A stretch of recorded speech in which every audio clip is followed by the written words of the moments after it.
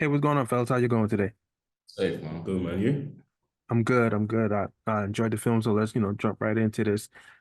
With the kitchen and Mark's the first for both of you. Daniel, it's your di directorial debut, and Kane, it's your first feature-length film. After now that it's out of the way, is there an itch for the both of you to continue to do more as far as directing and starring in other big budget films?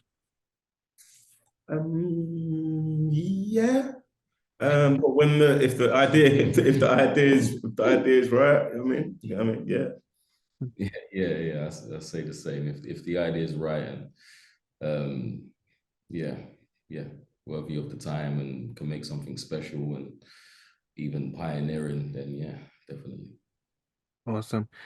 Now, Daniel Kane, you know that you both have the kitchen under your belts and you understand the challenges that come with being in this, starring feature-length film and directing. I'm curious, Daniel, are there any projects that you starred in or any of the movies that you have seen there in your life that you wish you were sitting in directorship for? And for you, Kane, I was wondering if there are any movie roles that Daniel starred as that you wish that you actually, would like to have starred in yourself. But no, you're making me a hater. No, because you know why? You know why? Because then it would have been a different film. All I right. can't lie to you. I can't even be because I can't. How can I? How can I? I mean, like, I love Creed, but like, it's not like it would have been a different thing, like from Ryan Coogler after Fruitvale. Do you know what I'm saying? It's Mhm. like, for me, it's about how do you make. It's not about replicating or doing what's already been done. How do we do what's not been done? Like, Mhm. what's the point? It's art's about making up and imagination and creativity. Let's create. Let's Mhm. let's use the what's happened in the past that has done and as a template, as a structure to create something new. And Mhm. that's what I aspire for on and off the camera. Awesome. Yeah, and for me, that was a real honorable answer. And I would say whatever one you got paid most for.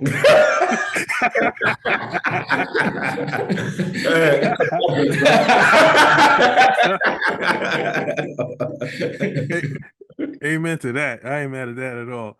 Now, I want to focus on the music in this film. The Residents Kitchen had a soundtrack provided to them daily by DJ Lord Kitchener. I want to know, why was the music just as important as the characters in the story? And also, I'm curious to know, was Lord Kitchener in any way inspired by Samuel Jackson, Senior Love Daddy from Do the Right Thing?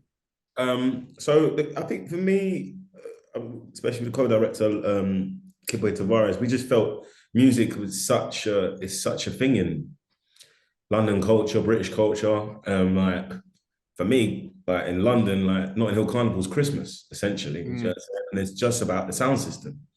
And I think it's just part of the culture. We come together through music.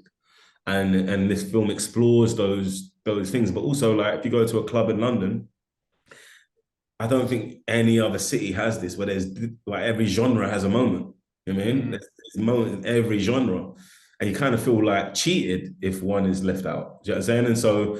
And you want to be able, and that's very special and very unique to our city. So we want to show that.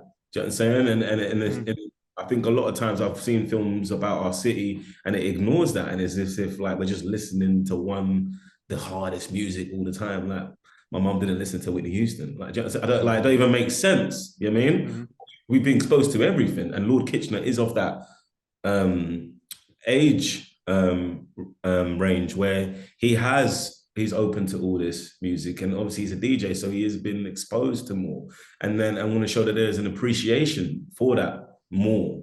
And mm. so yeah, that's what it was, and it was kind of like the soul. You feel the soul of the city and the emotion and where the kitchen is at through the music. But what was the second part of your question? I wanted to know if he was like kind of inspired by Samuel Jackson Senior Love Daddy from Do the Right Thing. Yeah, I think yeah, Kane. he was. It was. We were very inspired by Do the Right Thing. Is to Oh. be that was one of the touchstones. Do the Right Thing, Haine, Children of Men.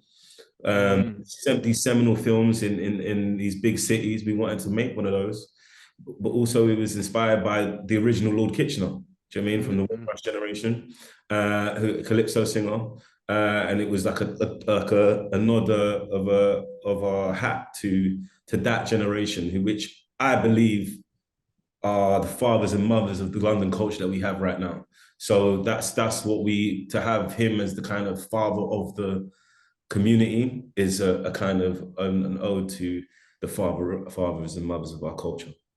Awesome. And final question for the both of you.